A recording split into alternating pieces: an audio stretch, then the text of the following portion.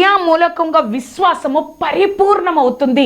అబ్రహాము ఆ యొక్క దాసులకి మీ గాడిదతో ఇక్కడే ఉండండి, నేను ఇస్సాకు వెళ్ళి ఆ పర్వతం మీద బలిచ్చి మరలా తిరిగి వస్తామని చెప్పినప్పుడు ఇద్దరు వెళ్తా ఉన్నారు.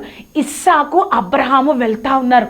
ఇస్సాకు అబ్రహాము వెళ్తా ఉన్నప్పుడు ఇస్సాకు ఒక ప్రశ్న వేస్తారు, తండ్రి బలి అర్పించడం కోసం గొర్రెపిల్ల వేది అని చెప్పినప్పుడు అబ్రహాము ఒక మాట అంటాడు. 22వ అధ్యాయము 8వ వచనం, అబ్రహాము నా కుమారుడ దేవుడి దహన బలికి గొర్రె పిల్లను చూచుకునని చెప్పెను. చూసారా, ఆ విశ్వాసము క్రియల మూలంగా విశ్వాసము పరిపూర్ణమైంది.